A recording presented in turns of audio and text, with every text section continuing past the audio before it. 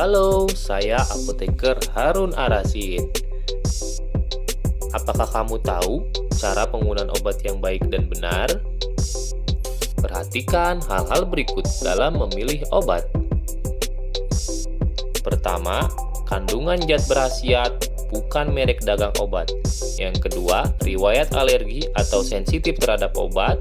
Yang ketiga, kondisi hamil atau berencana hamil, karena beberapa obat dapat mempengaruhi janin dan dapat menyebabkan cacat pada bayi. Keempat, kondisi menyusui, karena beberapa obat dapat masuk ke dalam ASI dan menimbulkan efek buruk pada bayi. Kelima, harga eceran tertinggi atau HET obat. Kemudian yang keenam, bentuk sediaan. Pilihlah yang paling sesuai untuk digunakan dengan baik dan benar. Yang ketujuh, kondisi sedang menggunakan obat, karena dapat berinteraksi dengan obat lain yang sedang kita gunakan. Cara memilih obat. Berdasarkan tingkat keamanannya, obat digolongkan dalam beberapa kategori. Yang pertama, obat bebas. Yang kedua, obat bebas terbatas. Yang ketiga, obat keras. Cara mendapatkan obat bebas yang memiliki logo warna hijau dapat dibeli tanpa resep dokter dan dapat diperoleh di apotek atau toko obat berizin. Yang kedua, obat bebas terbatas yang memiliki logo warna biru. Obat ini dapat dibeli tanpa resep dokter, namun harus memperhatikan aturan pakai dan peringatan pada kemasan. Obat ini dapat diperoleh di apotek atau toko obat berizin. Yang ketiga yaitu obat keras. Obat keras ini memiliki logo huruf K, di mana obat ini hanya dapat diperoleh dengan resep dokter. Obat ini dapat diperoleh di apotek atau di fasilitas pelayanan kesehatan berdasarkan resep dari dokter. Berikut cara penggunaan obat yang baik dan benar.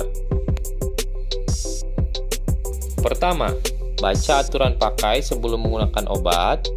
Yang kedua, gunakan obat sesuai aturan pakai, seperti dosisnya 1 sendok takar, maka kita gunakan dengan 1 sendok takar. Rentang waktu, misalnya antibiotik 3 kali sehari, artinya obat tersebut diminum setiap 8 jam.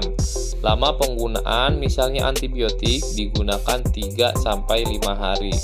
Kemudian, obat bebas dan obat bebas terbatas tidak digunakan secara terus-menerus. Jika sakit berlanjut, segera hubungi dokter. Yang keempat, hentikan penggunaan obat apabila timbul efek yang tidak diinginkan. Segera ke fasilitas pelayanan kesehatan jika terjadi hal yang tidak diinginkan. 5.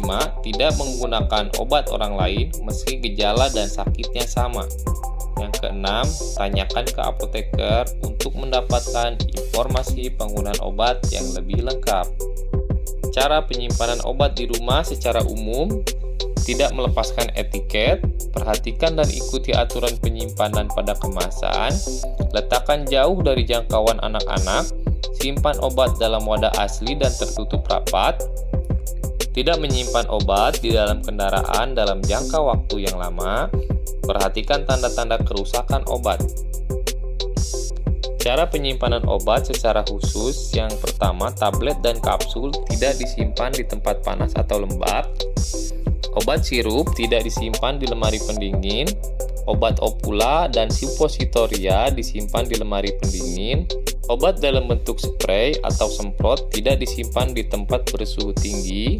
Dan yang terakhir, untuk insulin yang belum digunakan bisa disimpan di lemari pendingin, tapi setelah digunakan disimpan di suhu ruangan. Cara membuang obat. Pertama, pisahkan isi obat dari kemasan. Kedua, lepaskan etiket dan tutup. Buang kemasan obat. Buang isi obat sirup ke saluran pembuangan air atau jamban. Hancurkan botolnya dan buang ke tempat sampah. Buang tablet atau kapsul ke tempat sampah setelah dihancurkan. Untuk salep, digunting terlebih dahulu sebelum dibuang. Jika mendapatkan obat, jangan lupa tanya 5 O. O yang pertama yaitu, obat ini apa nama dan kandungannya? O yang kedua, obat ini apa khasiatnya? O yang ketiga, obat ini berapa dosisnya? O yang keempat, obat ini bagaimana cara menggunakannya? O yang kelima, obat ini apa efek sampingnya? Sekian, terima kasih. Jangan lupa konsultasikan obat Anda pada apoteker.